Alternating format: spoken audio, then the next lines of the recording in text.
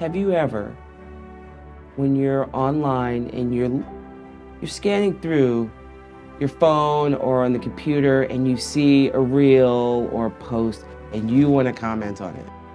And you might want to say something maybe a little critical, a little funny, and you type it up. And as you're about to press send, you watch it and you go, I'm not sure. And then you start thinking and you start going into, maybe I should say this, vice that. And you go, I don't know if this is right. And you keep going into this, toilet circle drain of death. It's circling the drain. And then you don't send anything. It happens to me. I think it happens to you. But can you imagine being a young teen or a young adult having to deal with that every day? And if not, we're going to talk about it on Breaking Formation.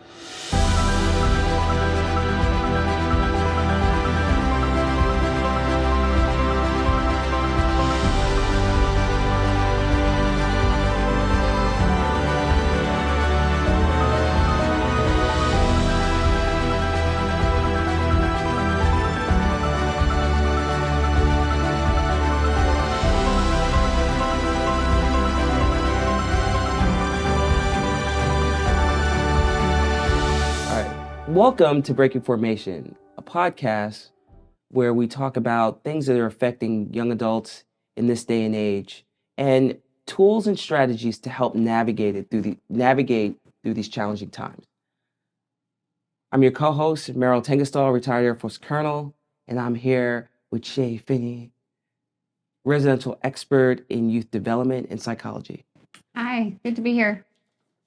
So today we're going to tackle a very common thing that goes on when you're in social media. Online shaming and culture, cancel culture type mentality.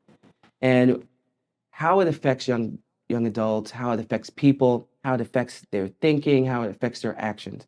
And so let's get into it. Yeah, let's do it. All right, let's start talking about cancel culture. I'm going to put you on blast a little bit. Here we go. Here's my naive social media self. Before we started, you said you had to look it up like today. I did. I was like, what exactly does that mean? So what did you find out? So basically it's when the general consensus goes against whatever's being posted, right? And so, and then they move to cancel that thing, whether it's, I don't know, dancing in a bathroom and, rapping to music, lip syncing or whatever. And the social, the word I'm looking for, the masses that be don't like it or don't agree with it. And then there's this big push to cancel it out. Yes. So, yeah, you're right. So it happens quite a bit. All the time, yeah. All the time. The most recent one that I can think of online is one of the influencers. His name is Joey Swoles. I don't know. I don't watch him very much, but he probably has quite a few 100,000, if not 1 million followers. And he said something about Hulk Hogan on a reel people, but it was defending him in some way. And he was criticizing another influencer who had said something, and the masses came for him and they came hard. And I don't know the guy at all. I just saw some of the backlash from it. And basically he immediately retracted and apologized and did all these things, and people were not happy. I mean, it was almost like a Target showing, Target when they went and cut certain things and people stopped shopping there. And so, the cancel culture is real. It can happen at any time, and it can be dangerous. 100%. It affects people in different ways. But the cancel culture is just, there's a lot of fear around it. And imagine not being a big figure, but someone who's a teen who has, a few hundred followers, and they make a comment or something, or they want to make a comment on something, but the fear of being called out by their friends, which can result in isolation and being dismissed in a certain way, not only on their social media life, but in their real life, can have some big effects. So the fact of being constantly watched and feeling like you're in the middle of a 360-degree view all the time, something like from George Orwell, Oh, yeah. 1984. How does that really psychologically affect young people? What does it do? What is it? How do they? It goes beyond the fear and everything, but how does it psychologically affect them? Well, you know, we talked about this in the last episode in terms of how kids and us adults build this persona online, right? And we present who we want, who we think the masses want to see.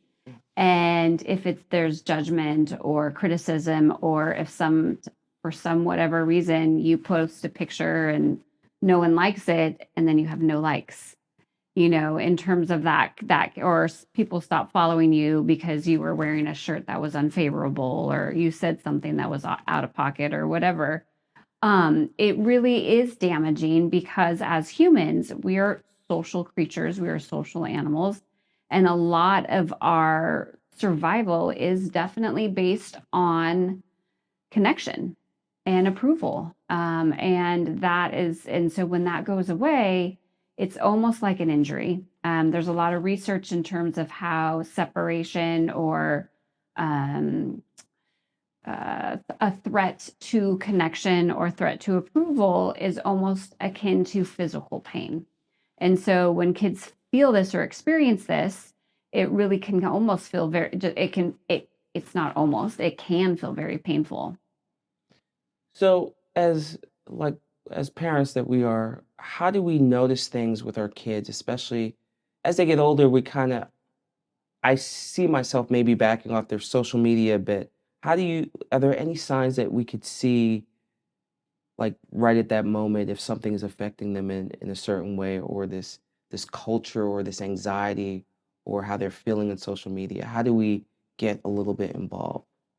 Well, I stalk my kids' social media, so I mean, okay, but besides that, I think watching our kids, in terms of when they're on their phone, what are their reactions? Like, what happens to them when they're reading posts or things like that? My daughter has made a pretty general rule with herself. She's not going to write anything other than to her friends. She's not going to comment on mass posts or anything, or like I don't know, the things that people follow, whether or not she has an opinion. She's going to keep it to herself, and that's really just to create that boundary for herself. So I think that's one thing, is really instilling in your kiddos, one, where your boundary is, what's in their comfort zone. Mm. You had said in the very beginning about thinking about what you're going to write.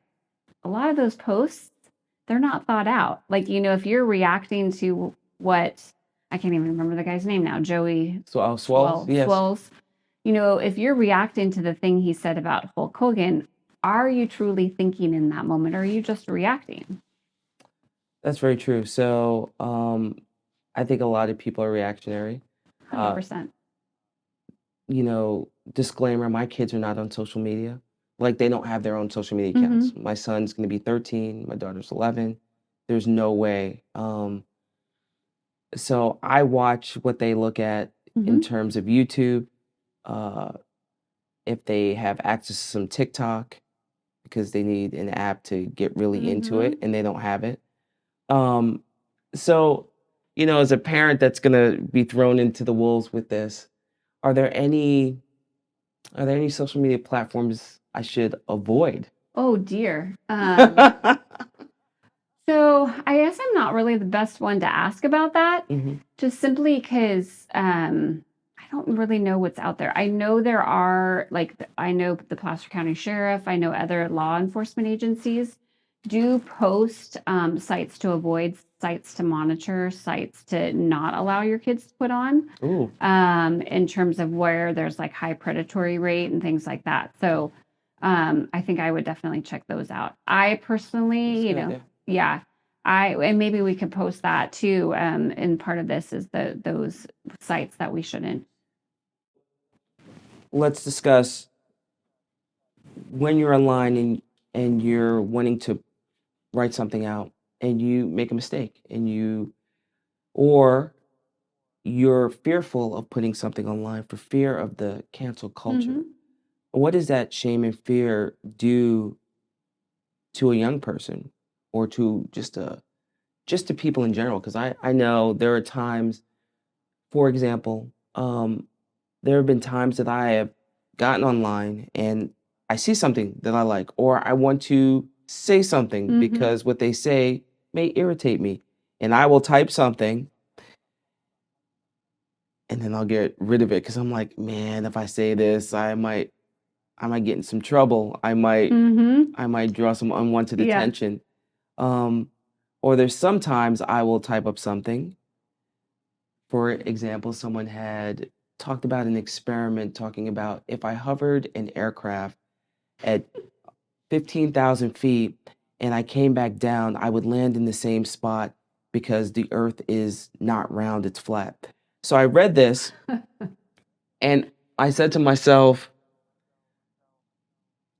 physics has left the chat. So I started typing something and I sent it out.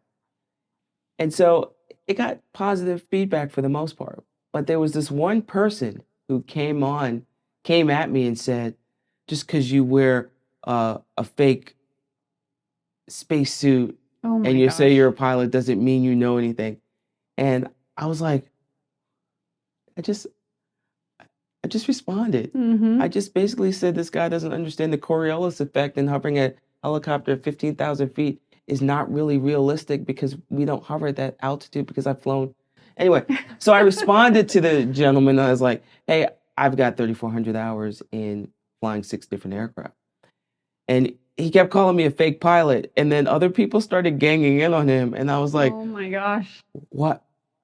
What did I start? When did I start? And I just really innocently was like, I woke up one Sunday morning and I read that comment and him with his video, and I'm like, oh my gosh, you're so wrong. Yeah. Let me tell you Yeah. why. And I was really respectful, but it still got it got a little bit of hate. And Mm-hmm. now when I see something, I go, yeah, I'm not writing anything. Yeah. So for a teenager, I say this in a long way, for a teenager, someone young who's afraid, how does that affect them? How does that? Well, before I answer that, I'm curious to know when you got that hate, like what happened for you? Like when you kind of read that, where'd you go in your thought process Oh, and I or feeling? What were you feeling? I was like, why are you coming at me? Like I was like, what? I was like, I just said, hey, this guy ran his experiment in his head. Well, here's why that experiment's not going to work. Yeah. Why are you coming at me? And at first I was like, what? Confused Yeah, or I was confused and I looked up the person and I realized, I'm like, oh, this guy has hundreds of thousands of oh followers. geez. And I was like, huh.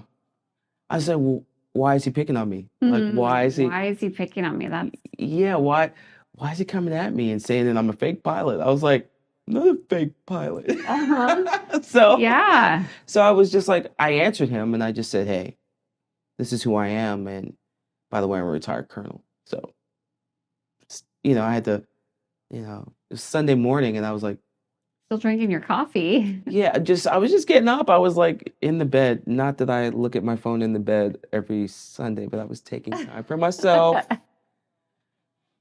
And so, yeah. So I was like, yeah, why are you picking on me? So Right. it was one of those, I felt like I had to be defensive Mm-hmm. and I didn't know why because I didn't say anything disrespectful. Yeah. It was a thoughtful comment. Well, it sounds like there was a lot of judgment on his part. And so, of course, when there's that judgment, we really move into defensiveness. And so we either backpedal and take back what we said, even though it could be our truth, or we get reactive and start fighting or go into a bigger, deeper whirlwind. So it's a whole bunch of different things that could happen. But I appreciate you being like vulnerable and sharing that piece of it because it's like, it's kind of like swallowing a bug. Like when you say something, inappropriate outside of the world, which I do that more with just talking. I'll say weird, random things. And it's like, oh, I said that. So my online stuff, I can monitor and have some pretty good boundaries. but it's when I'm like saying, small talk because it makes me uncomfortable sometimes. So I'll say something stupid. So, but I think going back to your question though, I think you kind of answered it with with how your response is. There's that judgment, that happens, and you feel judged, embarrassed, that shame or guilt that happens, and and really start to question or doubt yourself, even, because I can imagine in that conversation, you're like, well, wait, am I the authority in this, or is this guy with 100,000 followers the authority in this? Yeah, so when I saw this is a guy who's won championships in a certain field of sport. And I was just like, I was confused as to why the anger from him saying that to me, like, because again, my response was just, hey, here's why your experiment in your head was not Right. really correct, because it just flat earthers irritate me a little bit, just doing what I've done. Side note. Just a side note. And it's valid that you would think certain things, but I'd rather debate on, like, did we land on the moon, as opposed to, is the world round or flat, because I've actually seen it. So is the man behind the camera. So so yeah. Yeah, it makes you hesitate. And because at first I was like, did I have spelling errors? Did I do something? Because if you have a spelling error when you respond to someone, Oh boy. if you say your by your or you there, you're out. you get crushed. You're canceled just by just by typos. Grammar. You can't blame No. you can't blame the autocorrect. No. So, all right, well, from there, I guess I understand how a teenager would feel.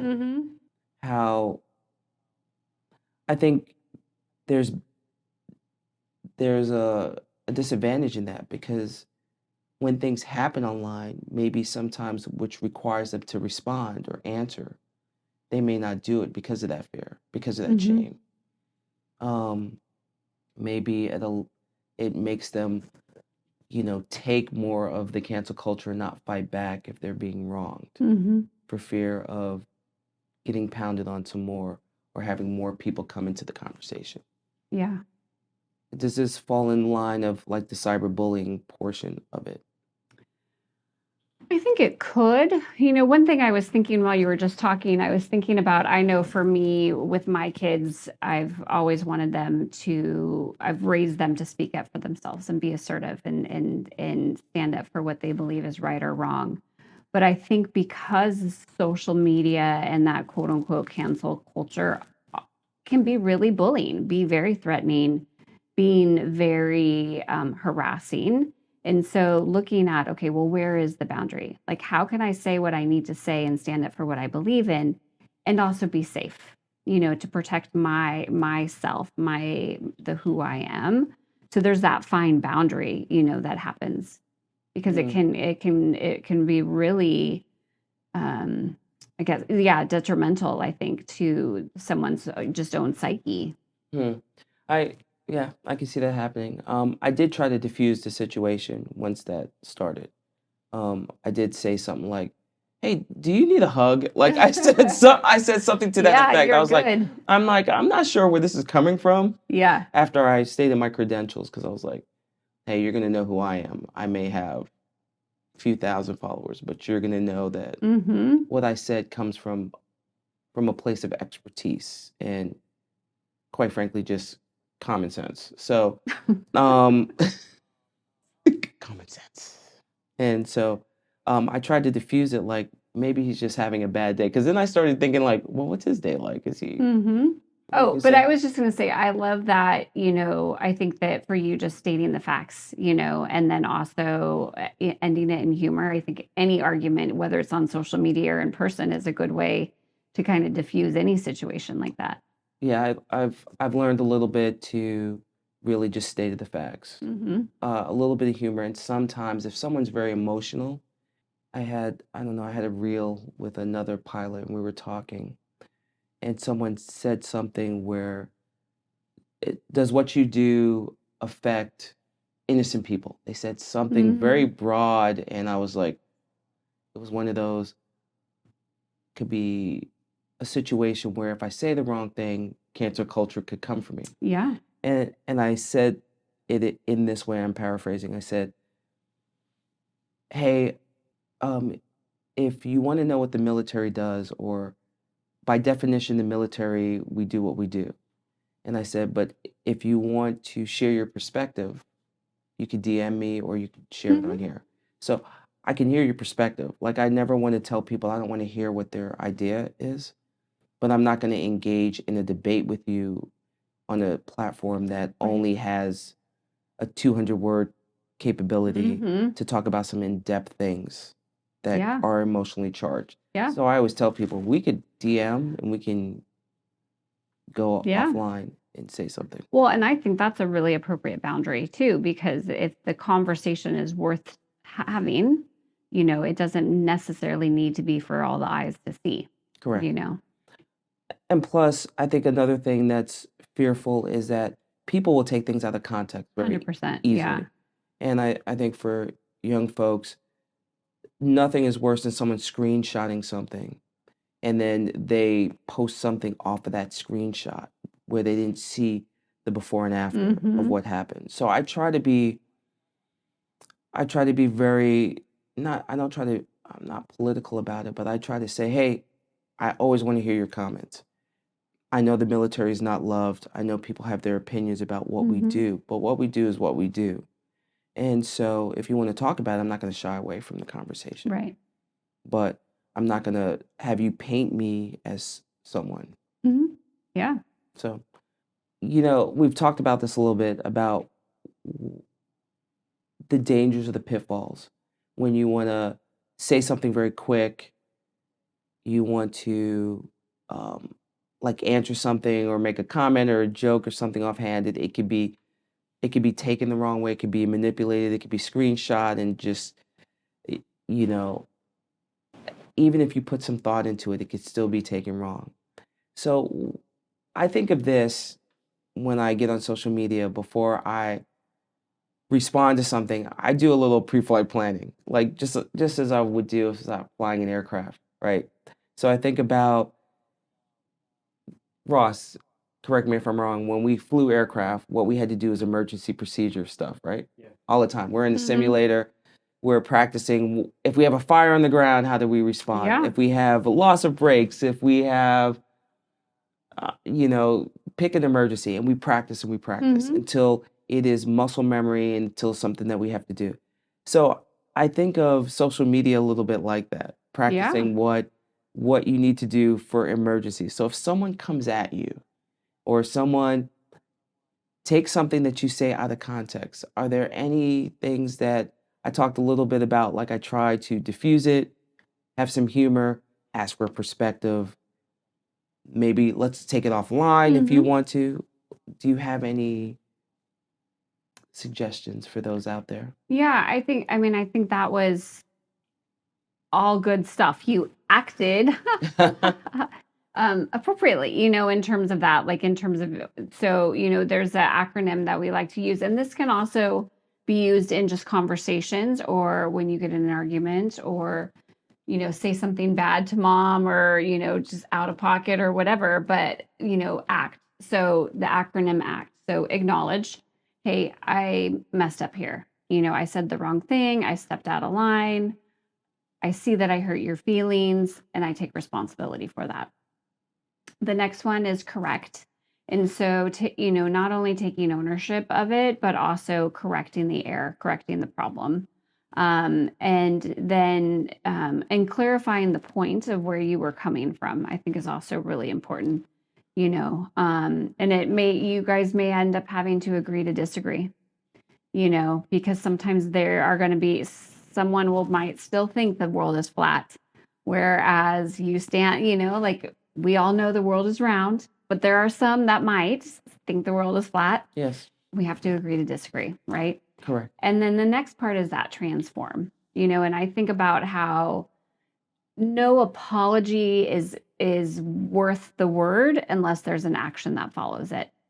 And so transforming the error, right? Like taking ownership of what that looks like, paying respect to the person or what have you, just transform the event that happened. Okay.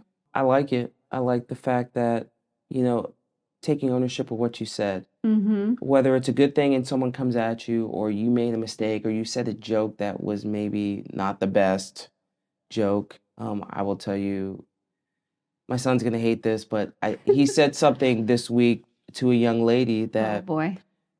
and it wasn't on social media, but it was something that they had previous, interactions before school.